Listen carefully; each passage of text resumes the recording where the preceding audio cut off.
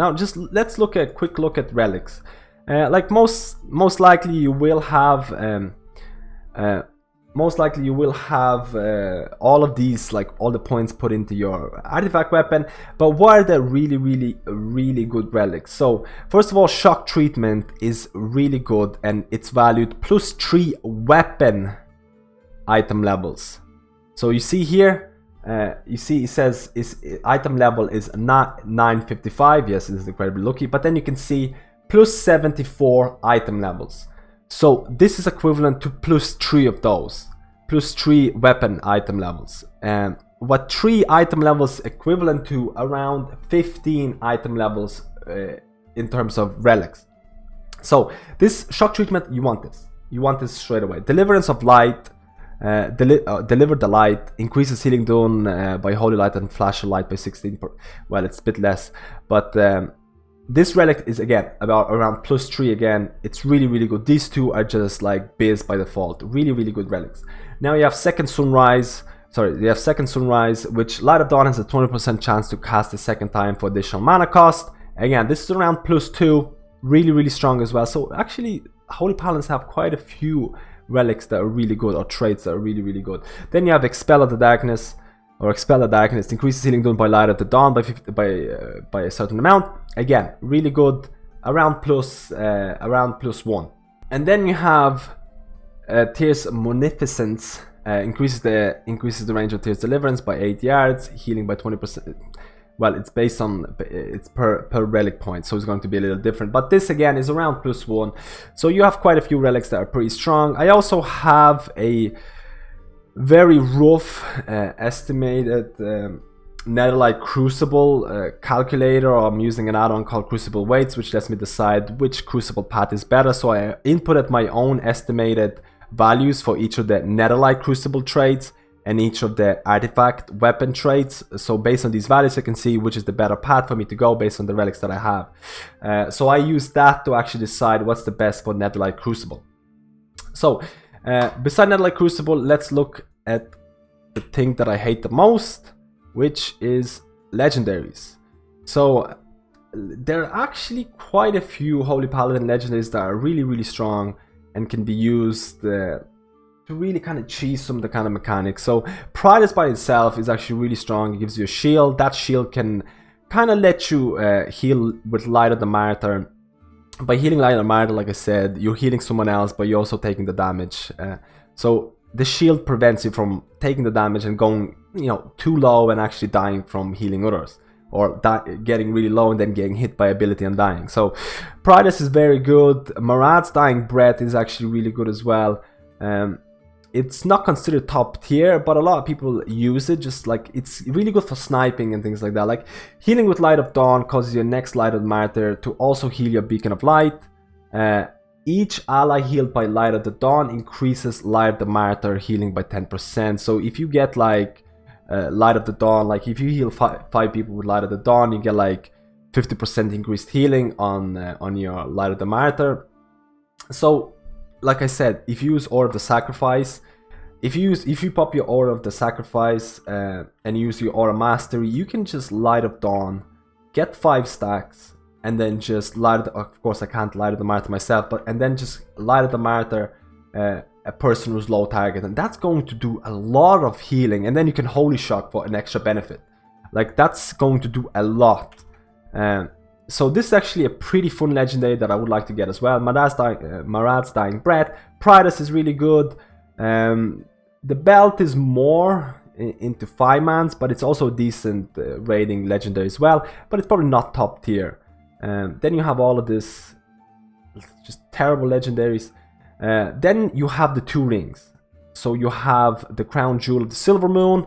Judgment increases all healing you do by 15% for 5 seconds. You just go, like, I mean, that's pretty insane. It's a really good ring. You just judge you use your Judgment on cooldown. If you use Judgment of the Light talent, you have to do that kind of anyways. So it's just like 15% increased healing for 5 seconds.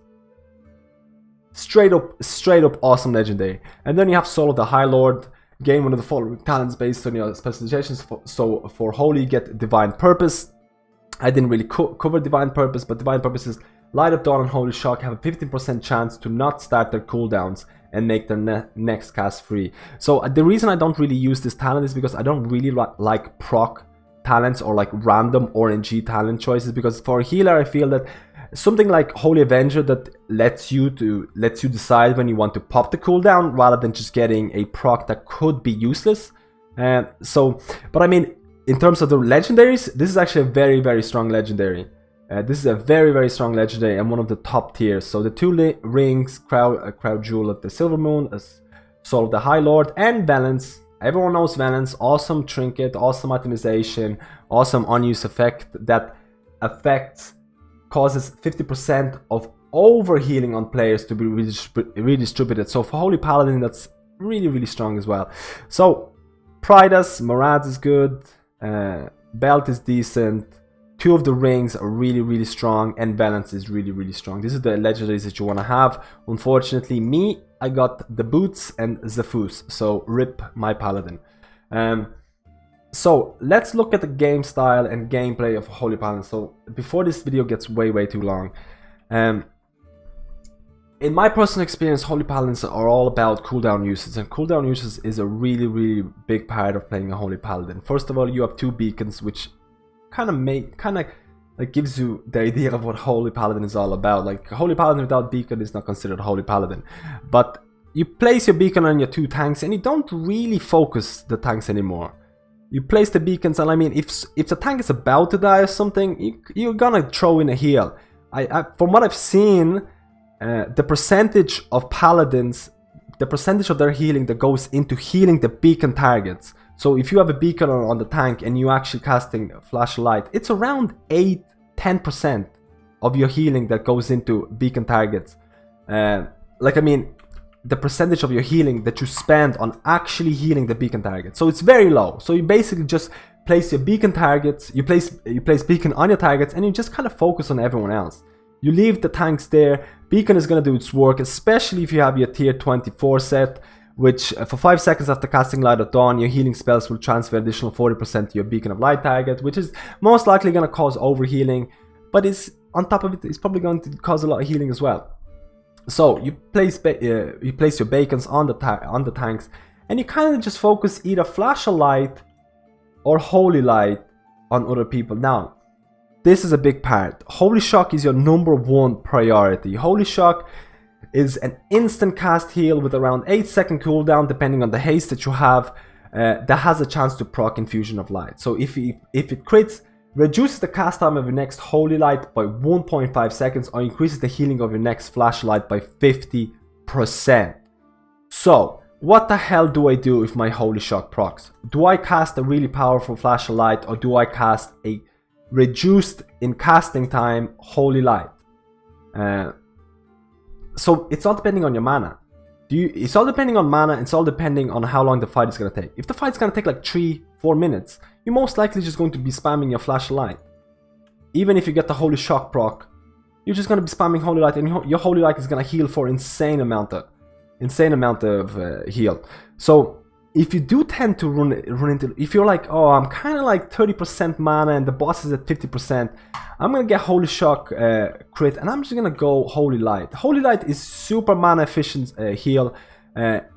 If you're having mana issues, you can technically just Holy Light the whole raid, and like, I mean, you're probably never gonna run out of mana. You can just, that's why Holy Paladins can have a really good, or like have no mana issues. If you tend to play conservatively, you can just Holy Light the whole raid and you never run out of mana. And every time your Holy Shock crits, you can have an increased casting speed on that. But if you want to go for those, like for the moments when there's a lot of damage coming in, you're just gonna start spamming Flash of Light. People are about to die, you're gonna Flash of Light. You're gonna probably light up the Martyr if someone's low and things like that. Or if you get like Blessing of Wisdoms, you can actually probably go Flash of Light for most of the fight as well. So that's why Holy Shock is your priority. Holy Shock is your priority. Your Flash of Heal, your Flash of Light or Holy Light is your filler spells, and then you have your Light of Dawn. Light of Dawn is the only one AoE spell that you have. It unleashes a wave of holy energy, healing up to 5 injured allies within 15 frontal cone. So basically what you want to do, if your raid is here, you want to kind of step back, not too far, you want to step back, make sure you're close to them, and just Light of Dawn. Light of Dawn is also going to apply a buff on them that's going to increase receiving 10% increased healing from the Paladin. So this is a buff that lasts 5 seconds. It's called Sacred Dawn. Fun fact, Light of Dawn can only heal up to 5 injured raid members, but the buff Sacred Dawn, which increases healing to them by 10%, can actually affect any raid member in the cone of Light of Dawn, which basically allows you to buff the whole team or any of the members who are in the cone and allow you to heal them for 10% more for the next 6 seconds. So I actually tend to use Light of Dawn almost on cooldown. If anyone's losing any amount of HP, a Light of Dawn, my tier 20 is going to proc, or tier 20 buff is going to be there. So after that I can Holy Shock or Flash a Light or whatever. It's going to be transferred to beacons and things like that. So it's your only real AoE spell. It's really fun to use. It has a lot of interaction with tier 20. It applies a buff on them. You can see that. It increases healing on myself and things like that. It procs off your C star if you do have it. C star is actually a really good trinket for Holy Paladins. Overall, really nice spell to use. So, Holy Shock on cooldown, Flash a Light, Holy Light as your fillers. You also have to decide if your Holy Shock crits. You have to decide which one you want to use. After that you have your AoE spells, Light of Dawn. You have your Bestowed Fate if you do Talented. If you have Judgment of Light, you want to make sure that you judge the targets. And that's your healing spells. After that you have cooldowns. Holy Paladins are all about them cooldowns.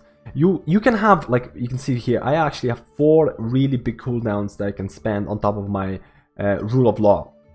So by default you have Tears Deliverance. Tears Deliverance in itself releases the light of within the silver hand for 10 seconds, increase healing an injured ally within 23 yards. It depends on how many relic points you have in that, for a specific amount every 0.9 seconds. Allies healed also receive 40% increased healing from your Holy Light and Flash of Light spells for 10 seconds. So this is your only hot that you can have. He has a 1.5 minute cooldown. I tend to use it. So first of all, you have these 4 cooldowns. You have Tears Deliverance, you have Holy Avenger, which gives you haste, you have your Wings, which imbues your Wrathful Light, increasing healing done by 35%, and a critical strike chance by 20%. So you have at least 4 big cooldowns. What do you do with them? So the big thing is, you can either pop all of these cooldowns at once and heal the whole party. Like, you're going to be doing a crazy amount of healing. You first of all start off by popping Tears Deliverance, because it does have a cast time of 1.8 seconds. Like, I mean, it depends. You have a cast time of Tears Deliverance. You first cast Tears Deliverance and then you pop all the other cooldowns because they're instant cast, or because they don't have a cast time.